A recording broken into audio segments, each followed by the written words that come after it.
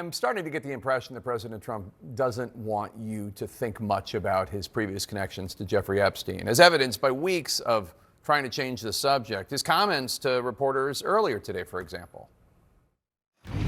People should really focus on how well the country's doing, or they should focus on the fact that Barack Hussein Obama led a coup, or they should focus on the fact that Larry Summers from Harvard, that Bill Clinton, who you know very well, and lots of other friends, really close friends of Jeffrey Summers, should be spoken about.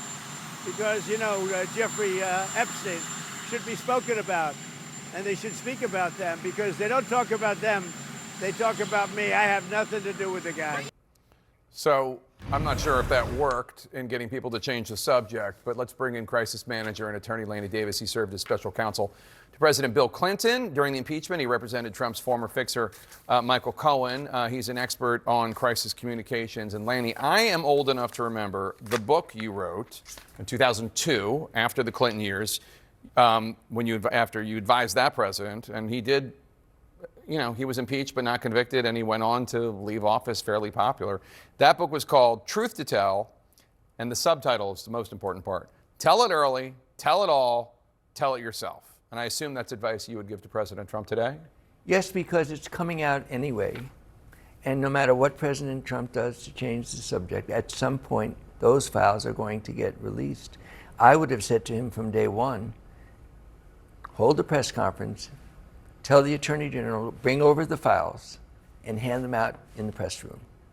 And then if you want to say anything about your name being in those files, just say, I knew the guy. I thought he did terrible things. I'm sorry that my name comes up in the same context. Well, he doesn't say sorry, but well, he may never say sorry, but he at least acknowledges what he knows is coming out anyway. And by the way, that's a one-day story as opposed to what he's now doing. Well, he does seem to be dragging it out, and he has been instructing people, House Republicans, and then you just saw him instructing reporters or whoever, don't talk about this, talk about X, Y, Z. Does that ever work? So I don't blame him so much, because everybody has that instinct. You try to change the subject if it's bad news. It's an instinct since your mom caught your hand in the cookie jar to deny something that you're going to sooner or later have to admit. So it's not going to work. Every time he says, let's talk about somebody else or something else, it just reminds everyone he's got something to hide. It's not going to be terrible if his name comes up in those files. If he had just said that in the beginning, you and I wouldn't be having this conversation. Yeah, I mean, we should note, first of all, Jeffrey Epstein knew lots of people, including Bill Gates and Bill Clinton and others. Donald Trump tried to name some of those people today. Also, just because he knew them doesn't mean anything untoward happened. Also, even if people are saying things in the files, it could be hearsay. It could be false. We don't know. We don't know what's in there. You know Todd Blanche. He represented Donald Trump when you were representing Michael Cohen, right, in the hush money case. What do you think of him as a lawyer, and what do you think about him as Deputy Attorney General meeting with Ghislaine Maxwell? Well, first of all, as a lawyer, I respect him. He's a great lawyer. I've only met him a couple of times. He's doing his job for the President of the United States, so I have no criticism of what he's doing.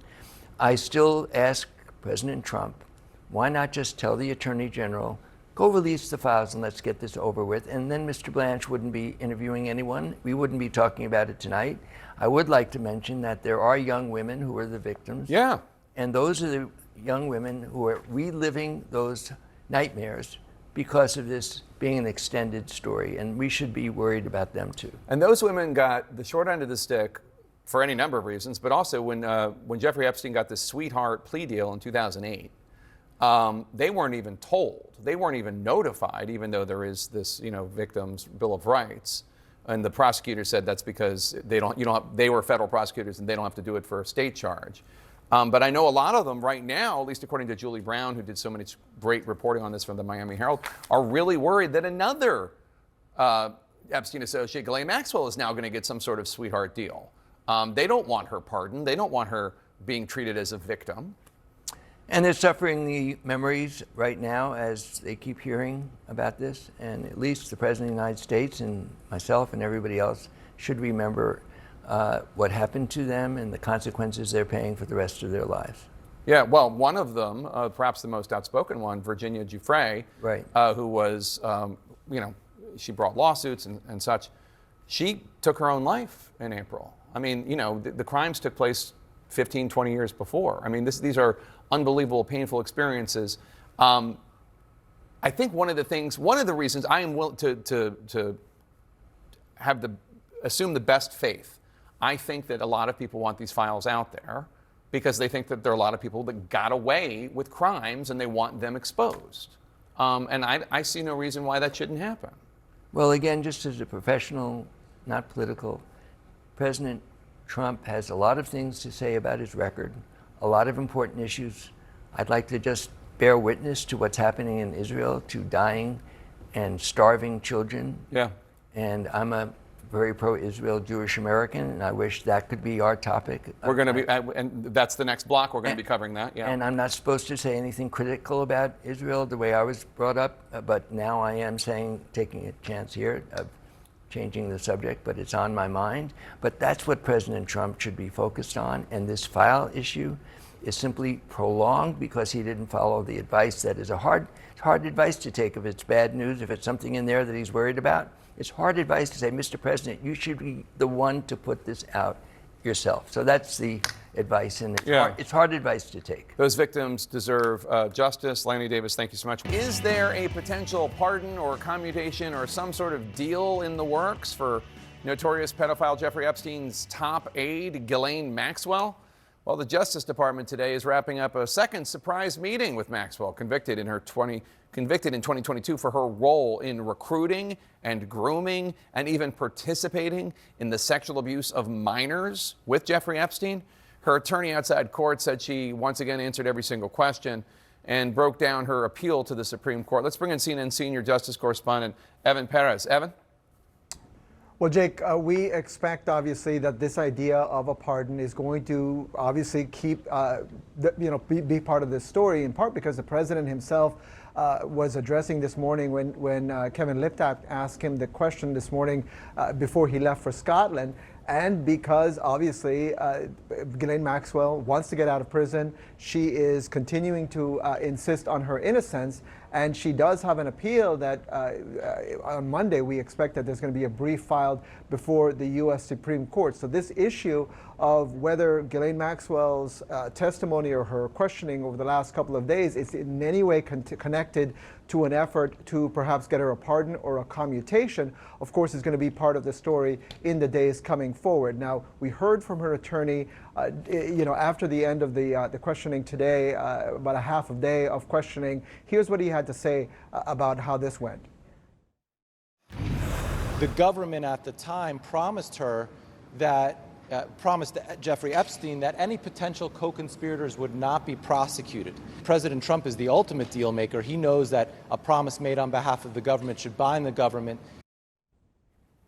So clearly, David Marcus is trying to appeal to the president, making clear that, in the past, back in 2007, the Justice Department, he says, promised that no associate of Jeffrey Epstein would be prosecuted. And of course, thereafter, they did go after Ghislaine Maxwell. And he says that's one reason why this conviction should not continue to stand, Jake.